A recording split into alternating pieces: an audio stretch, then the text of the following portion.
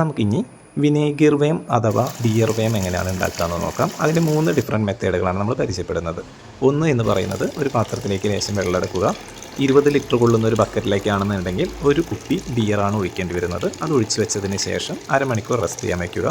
അതിനുശേഷം അതിലേക്ക് culture medium, അതായത് നമ്മുടെ ഈ വേംസ് ഉള്ള മീഡിയത്തിൽ നിന്ന് ലേശം ഇതിലേക്ക് ഒഴിക്കുക.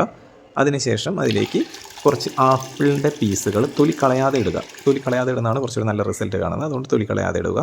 അത് കഴിഞ്ഞൊരു ഒരാഴ്ചയ്ക്കുള്ളിൽ തന്നെ നമുക്കതിൽ നിന്ന് ആവശ്യത്തിനുള്ള വേംസിനെ കളക്ട് ചെയ്യാവുന്നതാണ്. ഈ വേംസിൻ്റെ ഒരു പ്രത്യേകത എന്താണെന്ന് വെച്ച് കഴിഞ്ഞാൽ മൈക്രോവേംസ് ഒക്കെ ആണെങ്കിൽ വെള്ളത്തിൻ്റെ അടിത്തട്ടിലാണ് കിടക്കുക.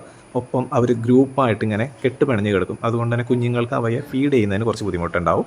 ഇതാണെങ്കിൽ വെള്ളത്തിൻ്റെ ഉപരിതലത്തിലോ മറ്റ് സ്ഥലങ്ങളിലെല്ലാമായി നല്ല രീതിക്ക് മൂവിങ് ആയിട്ടുള്ളൊരു വേമാണ്. അത്രയും മൂവിങ് ആയതുകൊണ്ട് തന്നെ ഈ കുഞ്ഞുങ്ങൾക്ക് വളരെ പെട്ടെന്ന് അവയെ അട്രാക്റ്റ് ചെയ്യുന്നതിനും കഴിക്കുന്നതിനും സാധിക്കുന്നുണ്ട്. പിന്നീടുള്ള 2 മെത്തേഡ് എന്ന് പറയുന്നത് നമ്മളിവിടെ ബിയർ യൂസ് ചെയ്തതിന് പകരം നമുക്ക് ആപ്പിൾ വിനാഗർ യൂസ് ചെയ്യാൻ പറ്റും. അത് ഡൈലൂട്ട് ചെയ്തിട്ട് അതിലേക്ക് കൾച്ചർ മീഡിയം ആപ്പിൾ പീസുകൾ ഇട്ടിട്ടും ഇത് ചെയ്യാം. അതിൽ മറ്റാരും പറയാതെയോ അല്ലെങ്കിൽ അറിയാതെ പോകുന്ന മറ്റൊരു മെത്തേഡാണ് ഇതിന് ബിയർ അഥവാ ആപ്പിൾ വിനാഗറിന് പകരം നമുക്ക് വൈൻ യൂസ് ചെയ്തിട്ടും ഇതേ മെത്തേഡ് ചെയ്യാൻ പറ്റും. അത് കുറച്ചുകൂടെ നല്ല റിസൾട്ട് കിട്ടുന്നതായിട്ടും കാണുന്നുണ്ട്. ഇതിൻ്റെ കൾച്ചർ ആവശ്യമുള്ളവർക്ക് ഹോൾസെയിലായിട്ടും റീറ്റെയിലായിട്ടും നമ്മുടെ അടുത്ത് നിന്ന് കൊറിയർ ചെയ്തിട്ടും അല്ലെങ്കിൽ നമ്മുടെ ഷോപ്പിൽ നിന്ന് ഡയറക്റ്റായിട്ടോ ലഭ്യമാകുന്നതാണ്.